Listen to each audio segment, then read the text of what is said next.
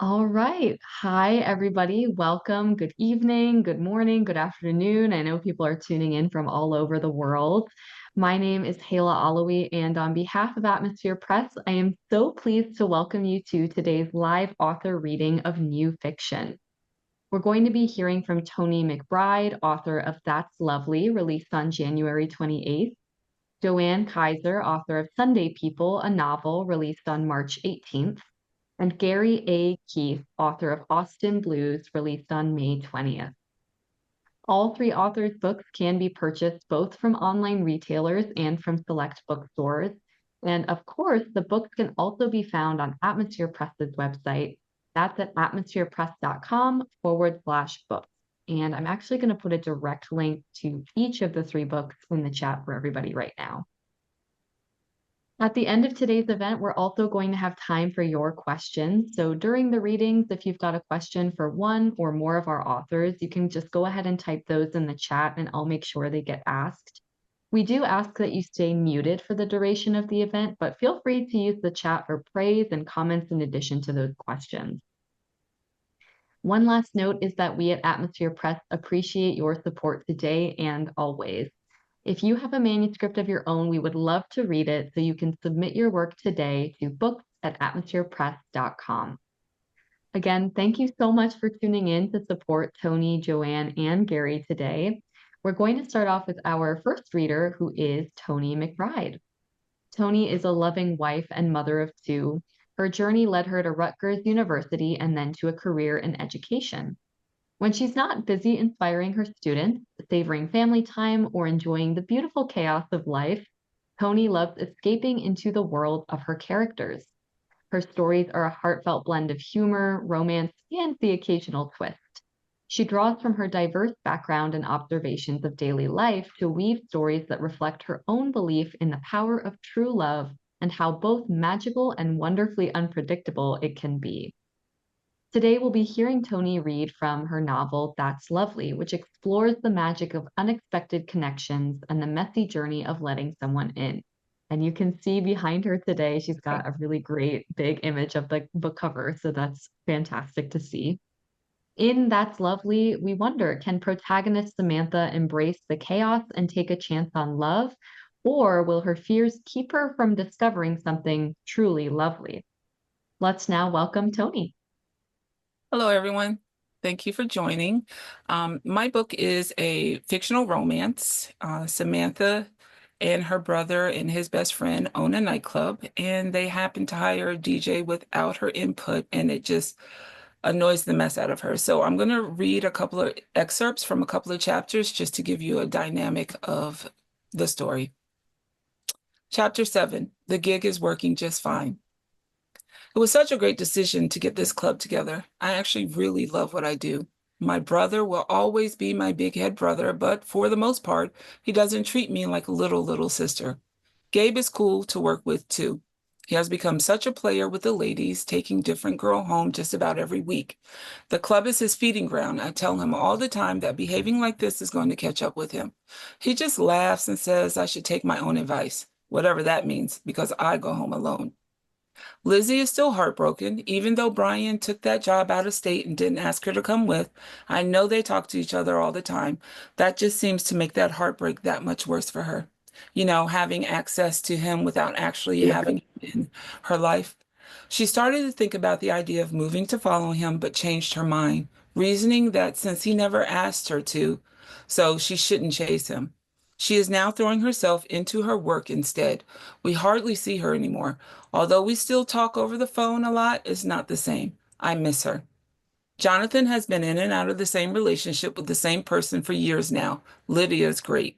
I don't know why they do this to each other. They break up for a bit and then they end up right back together. I don't understand it. Maybe the makeups are well worth the breakups. Who knows? She doesn't come around as much anymore either, but I think they were made for each other. I can't wait for them to realize this once and for all so they can stop this back and forth nonsense. Lydia seems to be the only one who can really keep Jonathan in line. He needs her. Me? I've had boyfriends here and there. No one that has really swept me off my feet, though. My brother tells me that I'm too independent for my own good. What the hell does he know? The problem for me is that I really fell for my first love in college, but he didn't feel the same, and it truly hurt me when we broke up. I don't know what I expected from him, though. I never really grew up thinking about getting married like other girls do, but I never really imagined myself with anyone else either. I was crushed, to say the least. No doubt that damaged me. Because of this little experience with Amor, I am such a skeptic about love now. I don't even know if I believe in real love for myself or not. I always have it in the back of my mind that something will break my trust sooner than later when I do decide to date someone. All I know is that it's just easier to be by yourself sometimes. I don't think there's anyone out there to match me anyway.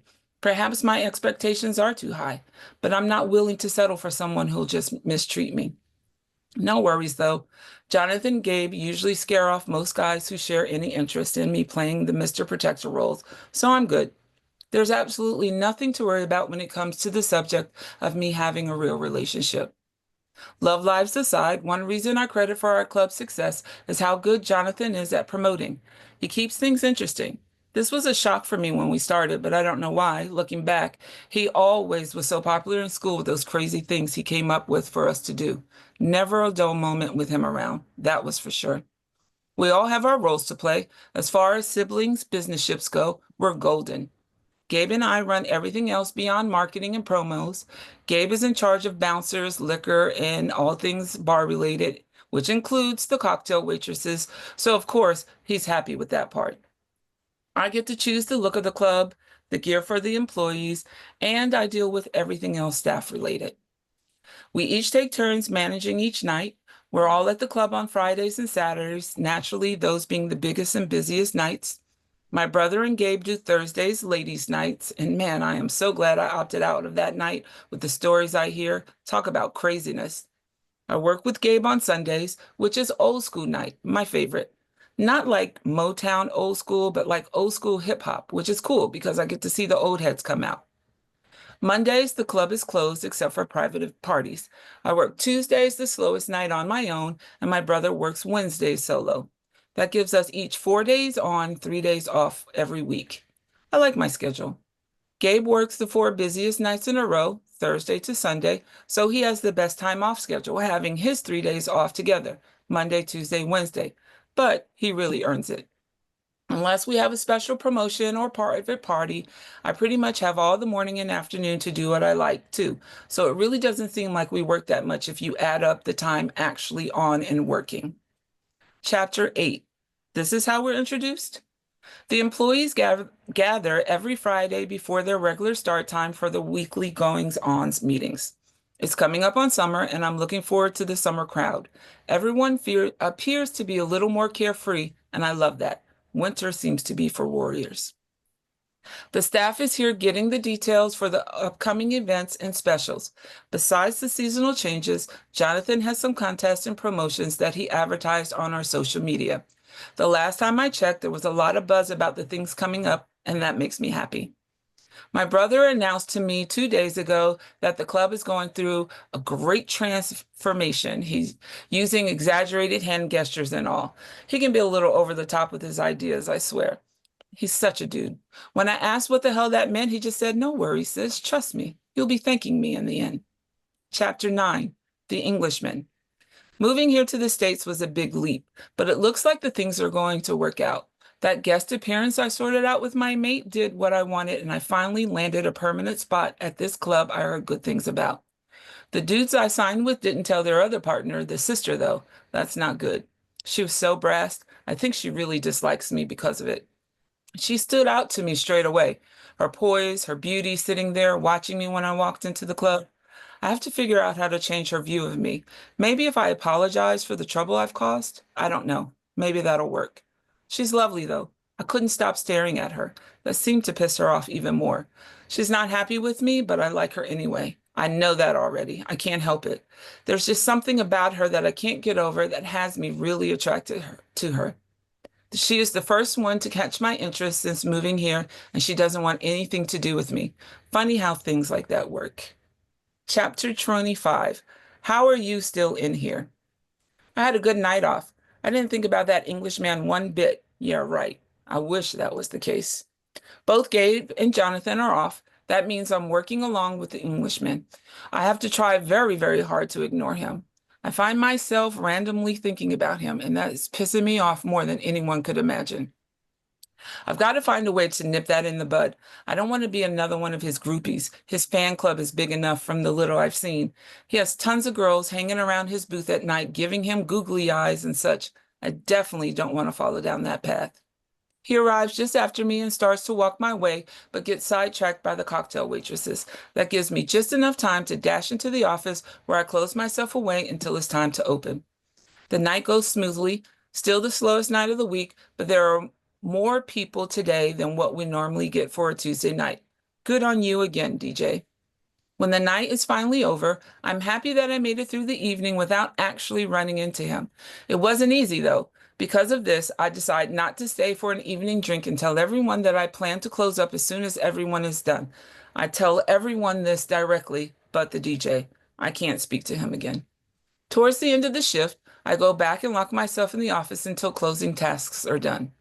When I think the coast is clear, I come out of the office and check around quickly. It looks like I'm all set to go. Everything is cleaned up and it looks like everyone has left. Fantastic. I made it through the evening without having to interact with the DJ. I close up quickly and I head out. My phone rings just as I'm about halfway home. Who the hell is calling me this late? I look at the caller ID and I see that it's Gabe. I ignore the call. He's just checking on whether or not I was nice to the Englishman, no doubt. He calls again. I still don't answer. So he sends me an animated text telling me to flipping answer my phone when he calls. He tries a third time and I indulge. What, Gabe? What could you possibly want to talk about so badly now that you won't be able to talk about tomorrow afternoon? And no, before you ask, I was not mean to your little man crush. I say before Gabe can get a word in. Really, Sam? You don't think you were mean to Drew at all tonight? That's your story, he says, sounding really pissed at me. No, Gabe, I really had no interactions with him tonight. How could I have been mean to him? Whatever it is he told you is not true, I say in my defense. Sam, you effing locked him in the club. He's there now, and he can't leave because you locked up with him inside, he says, screaming at me. Dead silence. Yeah, I suggest you get your ass back to that club now before you say another word. And with that, he hangs up on me. Dag, I locked him in? Really? I'm never going to be able to convince anyone that I didn't do that on purpose. Damn that crazy lady reputation. I really don't want to go back, but it's clear Gabe's not going to be the one to let him out. I have no choice. I turn around and head back to the club. Dang, I wish I had decided to drive tonight. It's going to take me a bit to walk back. When I arrive, I expect the Englishman to be waiting at the door, a little state of panic, dying to get out, pacing back and forth, or at the very least, waiting to tell me off. But when I finally get there, I don't see him. He's not waiting at the door at all. He's got to call out my name to reveal that he's sitting at the opposite end of the bar, looking as relaxed as can be. Samantha, I'm here, he says. That throws me off a little. Okay, that throws me off a lot. When I walk towards him, I see he's made himself dinner. He's prepared a good-looking plate of ham, baked beans, and eggs on toast with a pint of beer. Of course he's having that. Typical Englishman, I think. I hope you don't mind that I made myself a little supper. I was starved and expected to be finished before the time you arrived. So we could just go, he says, a little matter-of-factly, still eating. I'm really stunned, and I'm not sure what caught me off guard more. The fact that he put that all together from our little kitchen, or the fact that he was chill enough being locked in the club that he used it to his advantage to feed himself. You made that here in our kitchen? I can't help but ask. Yeah. Would you like me to make you something too? He asked. No, thank you. I'm not hungry. But take your time. I'll be in the office. Just let me know when you're ready. I say, surprised at how I found him. When I get into the office, I decide to call my girl Lizzie. I need someone to talk this craziness out. What's up, Sammy? Lizzie answers. Hey, Lizzie, are you asleep? I ask, even though I already know the answer. Yes, of course I am. But it's okay. What's up? She asks again, and I tell her the story of accidentally locking the Englishman in the club and returning to find him eating at the bar as if he owned the joint. And I swear a million times that I didn't do it on purpose, locking him in. Cutting me off, she laughs and says, not on purpose. Yeah, okay, whatever with that. Well, at least he knows how to handle you already anyway. What is that supposed to mean? I ask, a little offended. You know what that means, you insist. No, I don't, I insist back. I think you might start to like this guy, but you're in denial. And because he's not reacting to any of your mess the way you expect him to, you don't know how to handle it, she says, half laughing at me. No, that's not true. I'm not liking him. You're wrong, I say a little too loudly as I look up and notice the DJ walking towards the office. I place my hand half over the phone's mouthpiece and wait to see if he wants to say anything. Right, Samantha, I'm all set. Whenever you're ready, I'll just be out here by the doorway where you can see me, he says, the Englishman very sarcastically with a huge smile. Lizzie overhears and really starts to laugh. Now, what's so funny? I ask. I'll be here where you can see me. Oh, I like him, Sammy, she says to me. Oh, ha, ha, ha. I have to go. Have fun laughing by yourself. Bye, I say defensively.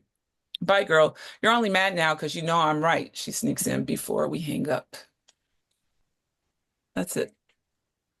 Thank you so much for that reading, Toni. I feel like we got so much personality just in that immediate introduction to the story. So thank you so much for that. Thank you. Yeah.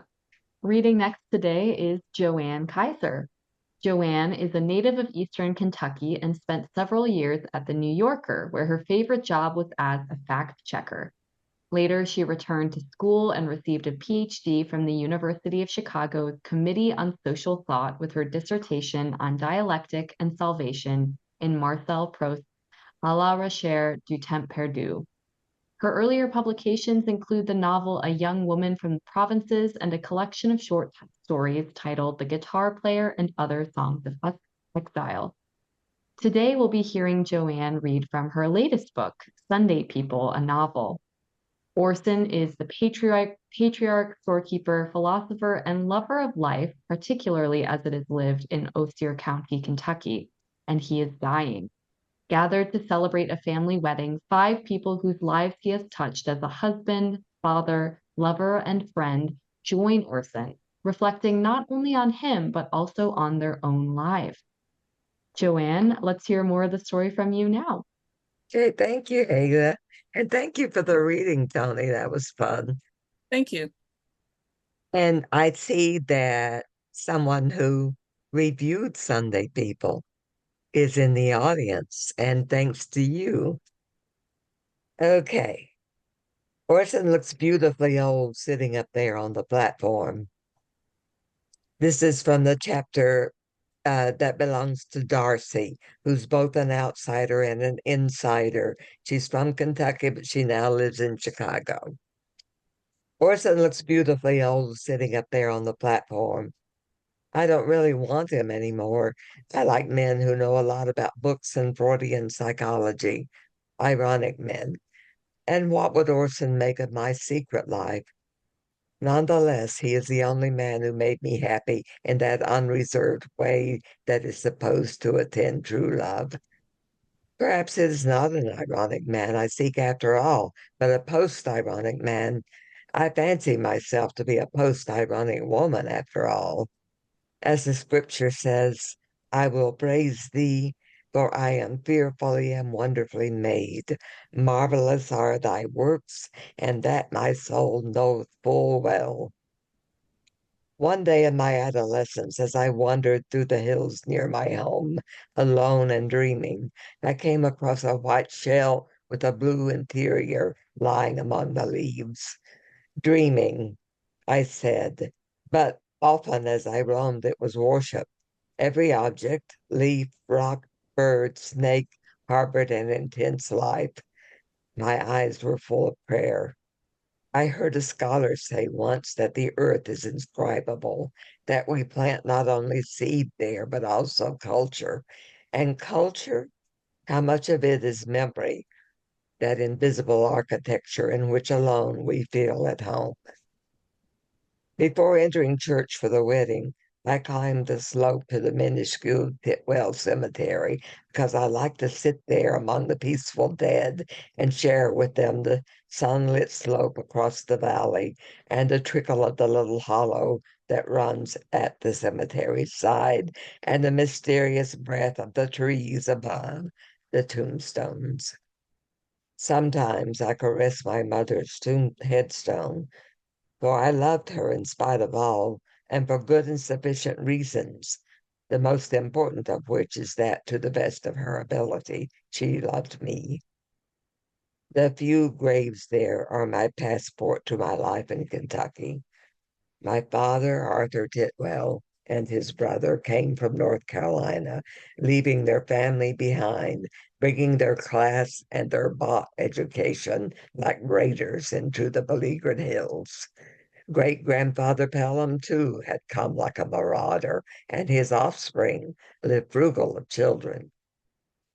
Afterward, I will sit down by the hollow and take my shoes off and let the clear water swirl about my feet, the incantatory bubbles. A mountain hollow falling through leaves on its way downhill inscribes my heart with passionate recognition, the thing itself, the thing in the air that never changes. I wonder if my father is dead, and if so, where he is buried. His older brother, Charles, is buried here, along with his wife and firstborn, who died before I came into the world. I used to play with their other child, Sharon, when they came visiting from Louisville. She was pretty, and as she grew older, had the air of a phony Southern belle. How she cried at their funerals, though, clutching the hand of her tall, mild-looking husband. Llewellyn and I haven't seen them since. All our other cousins live in Virginia or North Carolina or farther afield. In this, we are unnatural. Family is everything in Osier County. Llewellyn is 10 years older than I am. She married when she graduated from high school to a man who was loud and rough and sweet. And she tells me she never stopped loving him, though sometimes she wondered what it would be like to love someone else. She bore 5 children who love her: Janice, Sue, Matt, and Pettigrew, named after a Pelham, poor boy, live within easy visiting distance. Fred comes from Louisville with his family once a month or so. Ellen in Indianapolis makes it home 2 or 3 times a year. My sister has created the close-knit family we both yearned for when we were children. They came to visit me in Chicago once, Llewellyn and Tom and the 5 children in the airport. I saw them before they saw me, my sister in a dated dress with her awkward husband firmly holding on to the luggage, and the children compact around them. Light fell on her mop brown hair as she bent protectively over her young and vast unknown O'Hare. Llewellyn and I are very close now in some regards. In the days before Tom, her husband, was killed when a coal truck smashed into his car. In the days when their 5 children were young, when I was young, I would stay with the kids while Tom and Llewellyn had a rare date night. Once James, my sweet ex, and I came down from Shaker Heights, and leaving the kids with Tom's mother, she's dead now, the 4 of us went square dancing in the old country music hall back of the courthouse. I was half in love with my own husband that night.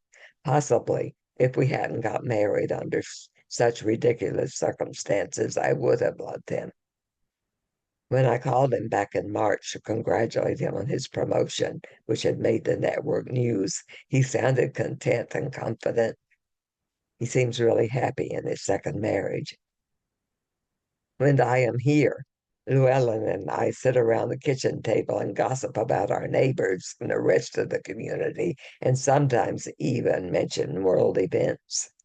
We watch over Janice Sue's children, and she lets me share their love without prejudice.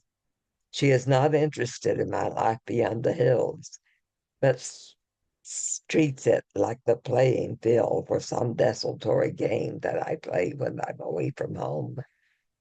She knows nothing of Ken and the dynamite shattered real estate office. She could not conceive that I would do such a thing. Or could she? I don't know. At this point, I can't myself conceive of that unholy act, though it has defined my life. mother died several years ago. I was already living in Hyde Park. I had met Philip in my Chaucer class at the university. He was a Chicagoan, cynical and generous. When he got mad at me, he would mutter something about dumb appellations. I soon lost him, but then I hadn't invested much in him. At the time of Mother's death, though, it was spring break, and Philip and I were planning a bus trip together to a cheap bed and breakfast in Wisconsin. It was past midnight in my studio apartment with its rickety bed and a rusting kitchenette and the blue burlap curtains I'd made for the narrow windows. And the roaches. No matter how often I bombed the place, there were some left, a soft edge brown with ancient dirt from some unspeakable place. The phone rang on the rickety little table beside the rickety bed. Philip was next to it, but he was not allowed to answer my phone. I leaned across his uncomfortable, half-sleeping bulk. Llewellyn said, "It's Mother, Darcy Ann." I knew right away that it was bad. "Is she in the hospital?" "No, Darcy Ann, she's dead." I heard Philip gasp as my elbow dug into his chest, and I heard myself give out a long, deep wail.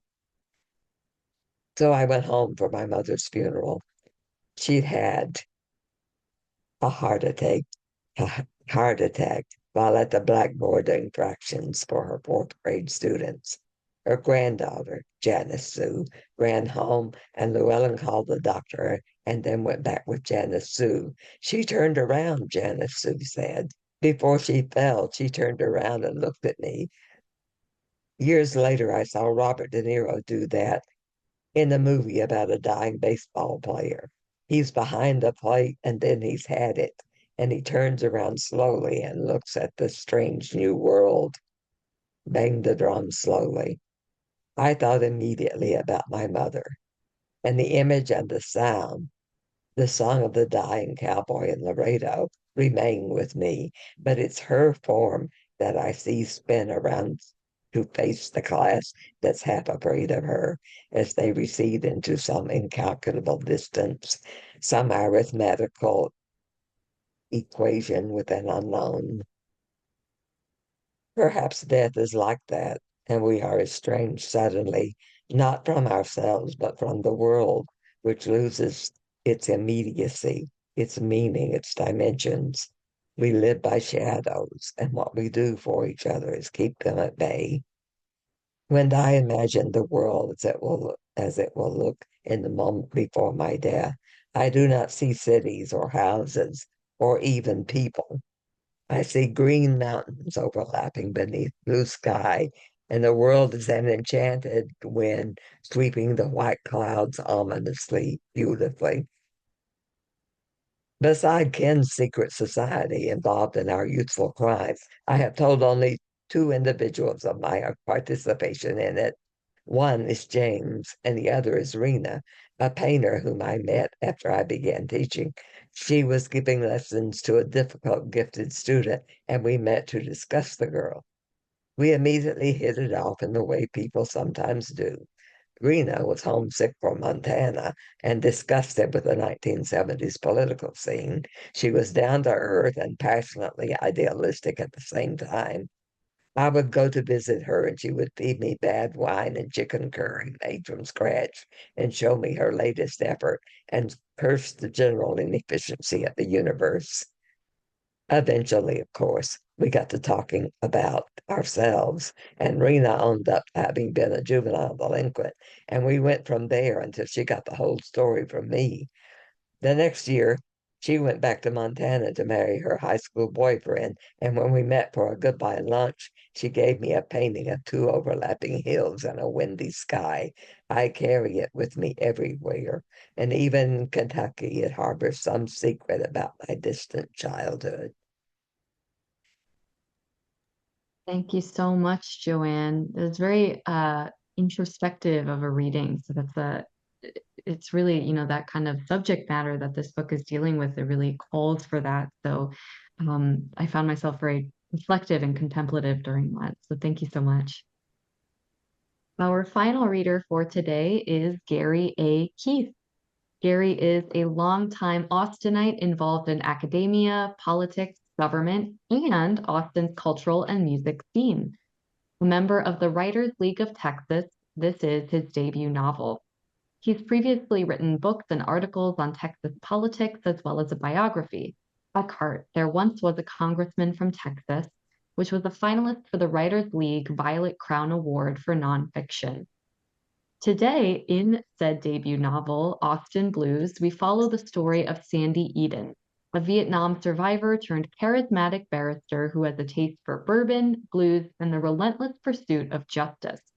Yet he often wonders, for what?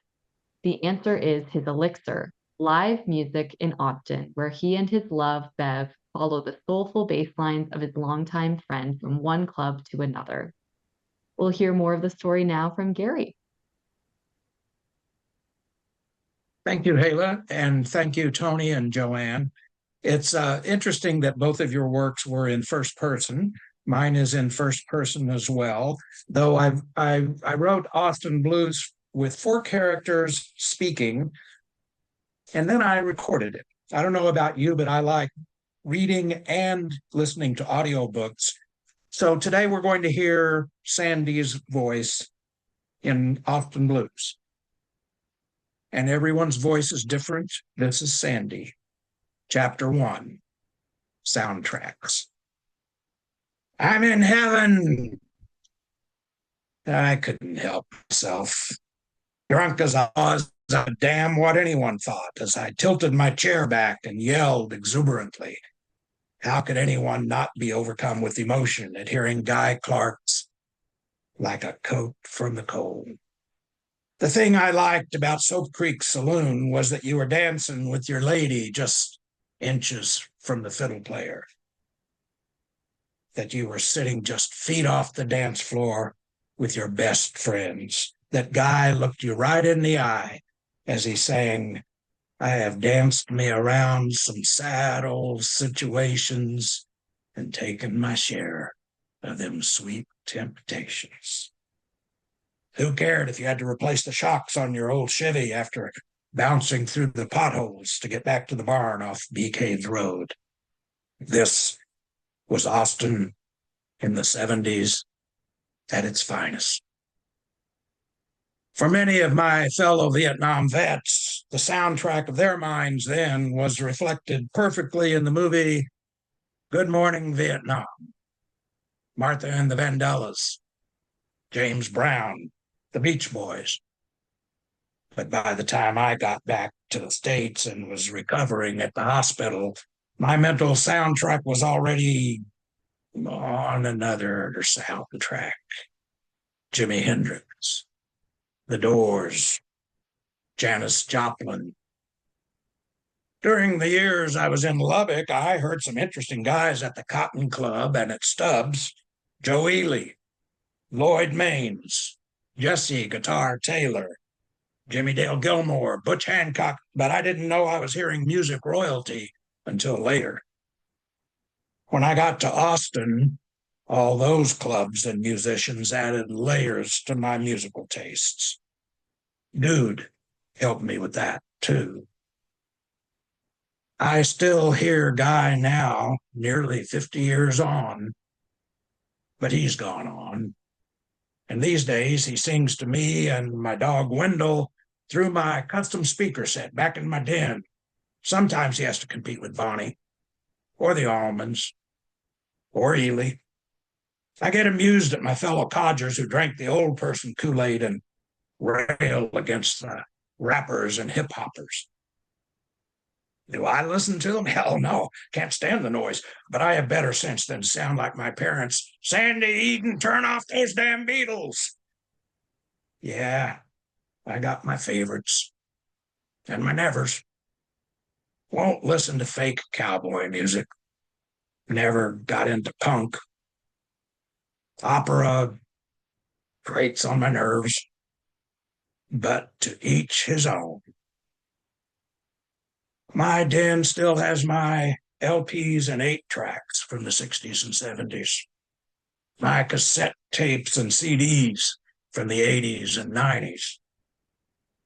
My electronic toys store thousands on my playlists since then.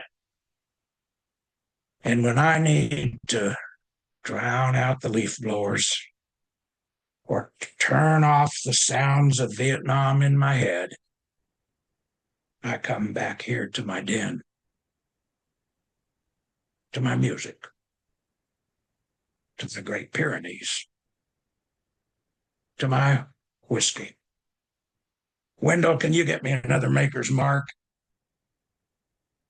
He just rolled his eyes up at me, but I still ask. Why was I sitting here decades later musing about that old Guy Clark concert? Well, you know how one thought leads to another, and pretty soon you're far from home. Dean Keaton came back from Mexico last month, an old client, and I began reflecting on him and on me and on his damned whistleblower case. I met Keaton in the mid-90s when he came to me desperate for a lawyer. And what I associate with those times was all the nights I spent at the clubs. I was at Antone's, Liberty Lunch, Hole in the Wall, or such 2 or 3 times a week. And thinking of those nights made me think of Dude, now my across the boulevard neighbor. Dude played bass guitar with the best. So I was recalling how Dude and I met at the Armadillo World headquarters, and that made me think of Dude playing a gig at Soap Creek, and that took me back to that old Guy Clark concert. Oh, Dude also got dragged into the brouhaha with Keaton and our whistleblower case. Keaton would never have been a part of my life except for all those nights at the club, all those encounters with Dude on stage and in the bar fights that let me blow off steam without crashing and burning, all those court cases that got my name in the paper. I couldn't really explain Dean and the mess he got us into without explaining the mess I was back then, and how Dude helped me get myself back together, even after I flunked out of drunk school. As for my part in the story, I could say it started with those hellish helicopter crashes outside of Bin Long and Da Nang, but really it started earlier with a fight in West Texas. Without that fight, I wouldn't have been in Nam, wouldn't have landed in Austin, wouldn't have met Dude, wouldn't be a lawyer today, leading my own firm of Eden and Clayton. So yeah, ours is a story of deep friendship, me and Dude. Part of that story includes the legal brawl with Keaton, and it's even a story of my sweetie Bev conspiring with Dude to keep me sane. But I'm getting way down the road. I'll let those 3 tell the story their ways. As for Keaton, I can say with some pride that I saved his ass by going to court to stick it to the 2 crooks who were Texas Controller of Public Accounts and Lieutenant Governor. I thought Keaton was a real wimp when he first begged me to help him, but I came to respect him. When a guy sees big honchos with their hands in the cookie jar, it takes brass balls to blow the whistle on them. But that's what we did. And those 2 big dogs retaliated big time. Keaton got so insulted he took the payoff I got for him and eventually slinked down to San Miguel de Allende. Now, as for Dude, well, he's not a fighter like me. He's a gentle soul.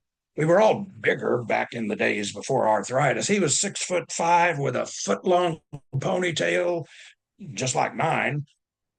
I don't know that any woman would have looked at Dude and said, "Handsome guy, I can't wait to hop in bed with him." I mean, he's rugged looking. Big, crooked old nose, scraggly, dirty blonde hair, high cheekbones, tall forehead, and those hands, well, those giant, meaty hands have the nimblest fingers you'll ever see play a Gibson or a keyboard. Something in him worked with the opposite sex. He got Lois. The first time we ever met, back in the spring of '74, He was up on that high stage at the Armadillo playing bass with Joe Ely. I didn't know it at the time, but we share birth dates, February 21st, 1947. So we were cocky 27-year-olds. He slinging his guitar, me a 2L student, incoming law review editor at the University of Texas School of Law. That night at the Dillo, I was with my girl Sandra. We were the Sandy and Sandy duo. We grabbed another Shiner Bock and headed up to the stage after the show, inhaling the sweet secondhand smoke still wafting through the music and air, our shoes sticking to the beer-soaked carpet. Most of the band had escaped out back, avoiding the drunken, stoned hippies milling about and partying. Dude was still there, sweating and collecting his equipment. I complimented him on his bass playing, and he said, "Thanks." Asked my name.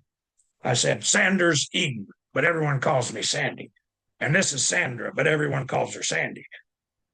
He laughed and said, "I'm John Dewey, but everyone calls me Dude." That was all.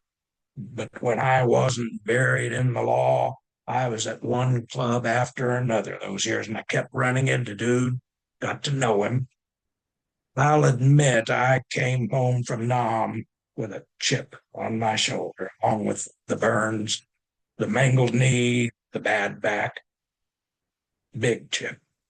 And it helped propel me through undergrad at Texas Tech and on through UT Law.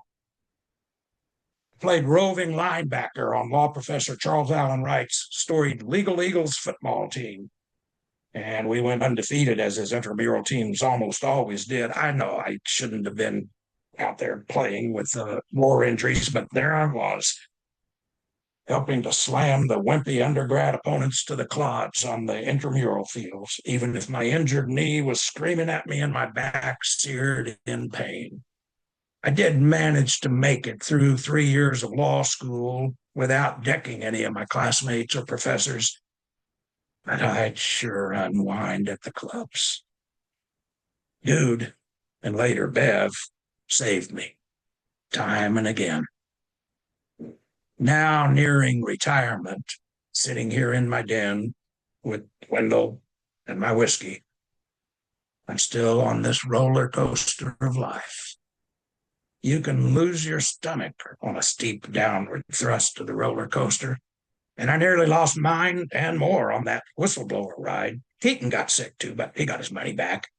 The crooks chasing us on that ride, well, again, I'm getting ahead of myself. So I'll just say for now that Dude and Bev and Austin's music were my seatbelt, my hand grips on that ride. So yeah, friendship, love, music. No one tells you in law school that you need those three to win a big legal victory. I just love the law. Thank you. Thank you so much, Gary. I mean, that really was, there's something about your voice. It's just a natural storytelling voice. That was fantastic. Thank you so much for that. Sandy's voice. Well, at this time, we've got some time for our audience Q&A. So for anyone who has a question for one or more of our authors, you can go ahead and type those in the chat and I will make sure they get asked. We've got already a couple of questions lined up. So this first question is actually for all three authors. This question is, what was the process of writing an entire novel or an entire book? So I'm thinking we could go in reading order. So Toni, do you want to start us off with that one? Yes. Initially, there was no process. I just had a story in my head and I sat down over Christmas and it had to come out. And that's how it was born. I let a couple of people that I trusted read it to give me their honest opinions, and I just adjusted a couple of things and it ended up having its own feet.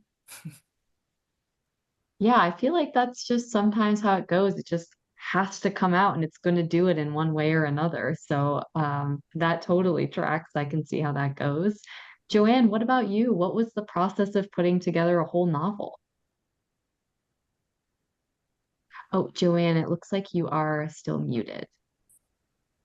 Sorry, I muted myself. I found I just had to settle down and set up a routine. It's like I had the idea and I was excited about it. But when it came down to it, it was too long to just, like you can with some short stories, just whiz through it. It was actually for Sunday people, it was largely after work. I would go home in the evening and devote about 2 hours to the novel. So that was the process. Yeah, just keeping consistent over time. That's really, I mean, it's not the sexiest advice maybe, but it certainly works really well for many authors. So I always come back to that one as well. And Gary, what about you? What was the process like of writing a whole novel?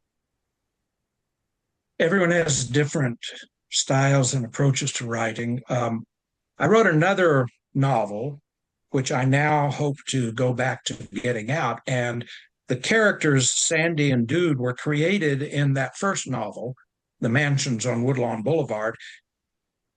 And so after I finished it and started trying to get it published, I wanted to do something with Sandy and Dude. So I sat down and said, what's their backstory? And so I created Austin Blues. And both of them are based here in Austin. And you write what you know. I have been here long enough that if you're going to write about Austin, you've got to write about music, law, politics, University of Texas, high tech. And so I found ways of blending that reality into the fictional lives of Dude and Sandy. And of course, you then also have to bring other characters in. And so, I would just sit down every day and new characters would have to have a voice. Yeah, again, it's almost like it needs to come out, and it's going to do it how it's going to do it. It's just, how does the author commit to giving that voice to the story? This next question, also for all three authors, was there a particular scene or chapter that was especially meaningful or maybe difficult for you to write? Joanne, do you want to start us off with this one? I guess there's a character named Melissa, and she sort of sums up the thing. And she's the granddaughter of a generation of granddaughters. And it was difficult in trying to keep her young enough in the book because I am obviously quite a bit older than Melissa.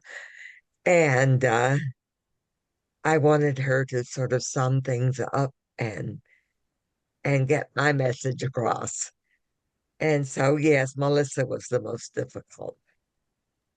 Yeah, so like a character difficulty in that way.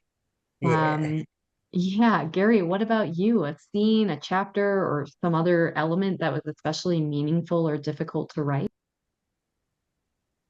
So we have so many different characters that we create in a novel, and some of them we really identify with and are familiar with. Others were not. And I decided as a man to write a chapter as a woman. And so that was challenging. So Bev has her own 2 or 3 chapters, and again, first person. So I had to envision being a woman and hoping that it comes across as a genuine reflection of her and her approach to the conflict. Yeah, I mean, as writers, we're often, I mean, I was going to say asked to, but probably asked by ourselves to embody these characters that we don't have direct experience being. So that's always, I think it's a good sign that that was challenging, or when it is challenging, because that means you're really putting in all this effort to truly try to understand it and convey that properly. Toni, what about you? Was there a chapter, a section that was especially meaningful or difficult for you to write? I agree with Gary because my story flip-flops between the Samantha character and the Englishman Andrew character. And so, yeah, it was kind of difficult being authentic too because he's English and he's a man. And I just I worried that it didn't come across as truly two different characters. I didn't want it just to be the same type of person blending in all the chapters. So I found that to be most difficult. Yeah, again, it's this idea of, how do you embody these characters, right? So again, glad to hear, there's all this kind of mental gymnastics going on to accomplish that. I think that's a great sign for the quality of the writing. We've got a question for Joanne from Dan. I was born in Louisa, Kentucky along Route 23 at the northern part of Kentucky's Appalachia. You mentioned an eastern Kentucky county, but I couldn't make out the name. What was that county? That is a fictional county named Osier, Osier, Osier County, but I made it up. Good I'm to not know. saying I didn't take some information from real counties, but it was made up. Perhaps that's a testament to how realistic it feels that, we're wanting to know where was that? Was I near that, Um, but good Well, to clarify he that. was, Dan, you were near the area where I was born. Yeah. Oh, there you I go. think my grandfather lived in the Louisa area for a while. Yeah. We have another question again for all three authors.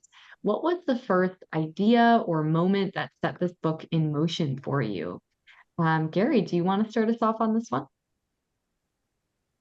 When I created Sandy and Dude in the first novel, The Mansions on Woodlawn Boulevard, they of course had characters, Dude as a musician, Sandy as a lawyer. So so I started with that. What would you do if you were a musician in Austin? What would you do to get a law career started? And then Austin, Austin really is a character in both of the books as well, and so we blend together the dynamics of Austin, Texas, with a musician getting here in this live music capital of the world, and this great law school, UT, and vibrant legal scene, legal and political scene, because we're the state capital as well. Yeah, I love this idea of Austin as a character. And obviously it's kind of like the book is like a love letter in that way. So I think that's a beautiful sentiment. Thank you. Toni, what about you? Or what was the first idea or moment that set the book in motion for you? Um, I was listening to an interview by an actor who said that growing up he was a DJ. And so that actually is the foundation that got the ball rolling. Even though the story mainly follows the female character, it was the male character that actually was the foundation of the idea. Yeah, so again, a character that really you build on top of, and it just kind of snowballs from there almost. And Joanne, what about you? What was the first idea or moment that set the novel in motion for you? I had been trying to write a short story about an older Kentucky man to sort of embody uh, all the things I remembered about people in Kentucky. And so that was Orson, who is I suppose you'd call him my main character in the book. So everything developed from Orson. Yeah, so really very character or person focused in this way. I'm interested to hear that from all three of you. We've got a question again for all three authors. Was there a character or idea in your book that resisted your control, maybe surprising you or even challenging your intentions as the author? How about Toni? Do you want to start us off with this one?